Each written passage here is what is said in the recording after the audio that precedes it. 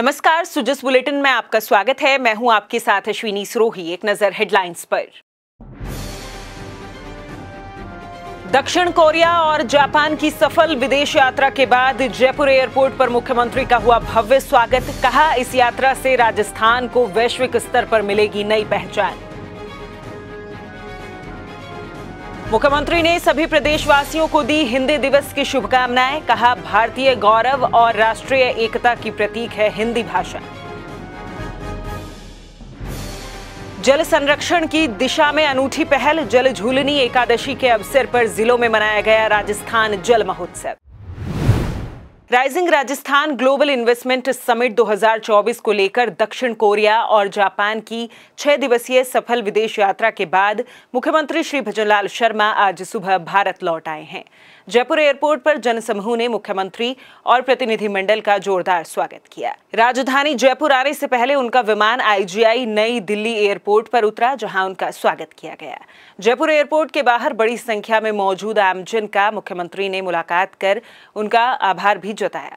मुख्यमंत्री ने आमजन को संबोधित करते हुए कहा कि इस महत्वपूर्ण यात्रा से राजस्थान को वैश्विक स्तर पर नई पहचान मिलेगी और निवेश के नए द्वार खुलेंगे। राज्य की प्रगति और विकास की दिशा में ये नए अध्याय साबित होगा। जब उन्होंने कहा कि आपके देश के यशस्वी प्रधानमंत्री नरेंद्र मोदी जी पर हमें भरोसा है, पूरे दुनिया में देश के यशस्वी प्रधानमंत्री जी का जो दुनिया भरोसा कर रही है, निश्चित रूप से अभी तक हमने सोचा नहीं था, लेकिन हम राजस्थान में निवेश करने का काम करेंगे और राजस्थान और कोरिया के संबंध इस तरह से होंगे। हम जिस तरह से जापान ने जापानी कॉरिडोर हमारा बनाया है निमराना में, इसी तरह से हम कोरिया का भी कॉरिडोर बना के हुए साझेदारी करते हुए हमारे काम को आगे बढ़ाएंगे। क्योंकि वहां मार्बल और ग्रेनाइट नहीं है। हमने कहा आप राजस्थान में आइए, जितना आपको चाहिए उतना हम आपको देंगे। और हमने उनको कहा कि आप वहां भी आइए, वहां भी अपनी उद्योग लगाइए और उनको यहाँ एक्सपोर्ट करके आप कोरिया में लेकर के आइए। इस अवसर पर मुख्यमंत्री ने कहा कि अगले 5 वर्षों में हम राज्य की अर्थव्यवस्था को दोगुना करने में सक्षम होंगे। इस समिट को ग्लोबल समिट बनाना राज्य सरकार का लक्ष्य है। मुझे पूरा विश्वास है अगले 5 वर्षों में हम अपने राज्य की अर्थव्यवस्था को दोगुना करने में सक्षम हो सकेंगे। हमारी कोशिश केवल देश के भीतर ही सीमित नहीं है। हम इस समिट को ग्लोबल समिट बनाना चाह रहे हैं, जिसके लिए अनेक देशों के साथ संपर्क कर वहां के निवेशकों को राजस्थान में निवेश करने के लिए प्रोत्साहित किया जा रहा है। दक्षिण कोरिया और जापान में आयोजित इन्वेस्टर मीट में हमें जबरदस्त समर्थन मिला है। मैं स्वागत करना चाहता हूं ऐसे दक्षिण कोरिया और जापान के उन निवेशकों का जो वो खुले मन से राजस्थान को आने के लिए उन्होंने हाँ किया है और हमारा काम आगे बढ़ा है। मुख्यमंत्री ने कहा कि कई दक्षिण कोरियाई और जापानी कंपनियों ने राजस्थान में अवसर तलाशने और राज्य में अपना कारोबार बढ़ाने में रुचि व्यक्त की है। इसमें Samsung health care, Alex international, Orion corporation के साथ साथ कोरियाई स्टोन एसोसिएशन सहित कई कंपनियां शामिल हैं।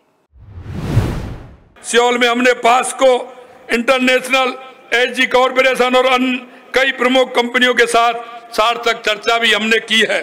साथ ही कोरियन स्टोन एसोसिएशन के साथ राजस्थान से स्टोन के निर्यात को बढ़ावा देने की भी हमारी चर्चा हुई है। सैमसंग हेल्थ केयर ने एआई आधारित उपकरणों के माध्यम से हमारे राज्य के नागरिकों को अत्याधुनिक स्वास्थ्य सेवाएं प्रदान करने में भी रुचि दिखाई है। साथ ही एलेक्स इंटरनेशनल और ओरियन कॉरपोरेशन जैसी बड़ी कंपनियों ने माइनिंग और मैन्युफैक्चरिंग सेक्टर में अपना निवेश करने की गंभीर रुचि दिखाई है। यही नहीं, जापान में भी हमारे इन्वेस्टर मीट बहुत सफल रही। टोक्यो और ओसाका में आयोजित बैठकों के दौरान अनेक प्रमुख जापानी कंपनियों से राजस्थान में निवेश पर विस्तृत चर्चा भी हुई है। इस अवसर पर मुख्यमंत्री ने अपने संबोधन में कहा कि राज्य सरकार केवल एमओयू करने में नहीं, बल्कि उसे धरातल पर उतारने में विश्वास रखती है।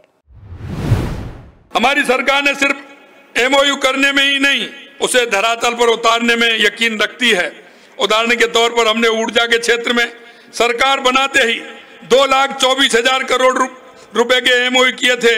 इसके लिए जॉइंट वेंचर बनाने के लिए कैबिनेट द्वारा अनुमति कर जेवी बनाने की प्रक्रिया भी हमने शुरू कर दी है और वो जल्दी होने वाली है, क्योंकि किसी राज्य के विकास के लिए दो बातों का होना आवश्यक है। एक, उस राज्य में बिजली की व्यवस्था ठीक प्रकार से हो, दूसरी पानी की व्यवस्था हो और उसके बाद जमीन हो। यह तीनों ही चीज हमारे पास प्रचुर मात्रा में है। हमने कहा कि बिजली के क्षेत्र में हमने एमओयू किए हैं, पानी के क्षेत्र में भी आपने देखा है जिस तरह से हमारी योजनाएं हमने बढ़ाने का हम प्रयास कर रहे हैं और जल्दी वो आने वाली हैं और जमीन हमारे पास है। इससे पहले अपनी 3 दिवसीय जापान यात्रा के अंतिम दिन मुख्यमंत्री श्री भजनलाल शर्मा ने ओसाका में आयोजित इन्वेस्टर्स मीट में भाग लिया और जापानी निवेशकों से राजस्थान में अपने मौजूदा व्यवसायों का विस्तार करने और नए उद्यम स्थापित करने का आग्रह किया।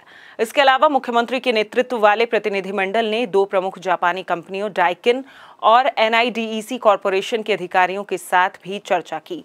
इन कंपनियों के राज्य के नीमराणा जापानी निवेश जोन में पहले से ही उपक्रम है। ओसाका निवेशकों की बैठक में राज्य में मौजूद कारोबार की संभावनाओं की बात करते हुए मुख्यमंत्री श्री शर्मा ने राजस्थान के प्रति विश्वास जताने के लिए जापानी निवेशकों को धन्यवाद दिया। इस अवसर पर श्री शर्मा ने कहा कि मैं जापानी निवेशक समुदाय से राजस्थान में अपना विश्वास बनाए रखने और भारत और जापान के बीच मौजूदा साझेदारी को और मजबूत बनाने का आग्रह करता हूं।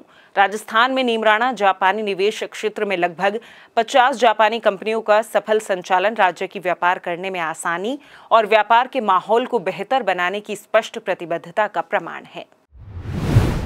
आज हिंदी दिवस है। इस अवसर पर मुख्यमंत्री श्री भजनलाल शर्मा ने सभी प्रदेशवासियों को हिंदी दिवस की शुभकामनाएं देते हुए अपने सोशल मीडिया संदेश में लिखा, सारा जहां ये जानता है कि यही हमारी पहचान है। संस्कृत से संस्कृति हमारी, हिंदी से हिंदुस्तान है। समस्त प्रदेशवासियों को हिंदी दिवस की हार्दिक शुभकामनाएं।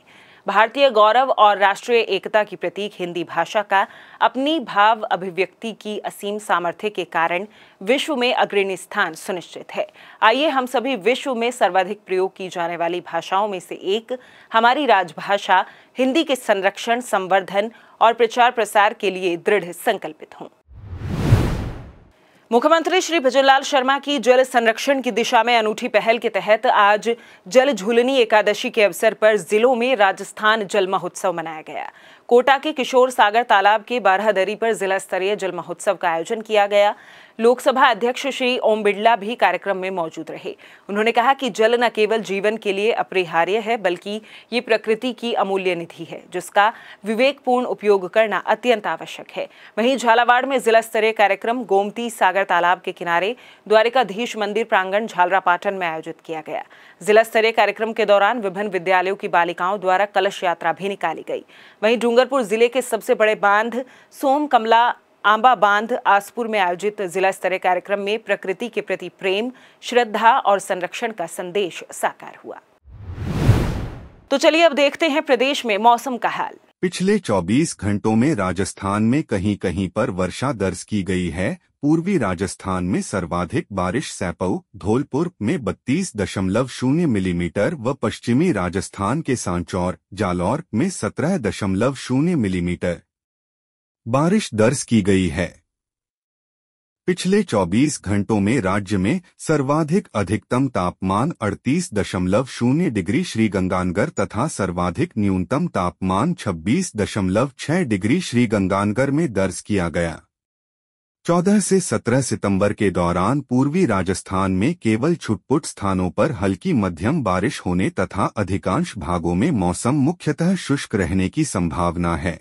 पश्चिमी राजस्थान के जोधपुर, बीकानेर संभाग के अधिकांश भागों में आगामी 4 से 5 दिन मौसम मुख्यतः शुष्क रहने तथा केवल छुटपुट स्थानों पर हल्की बारिश होने की संभावना है।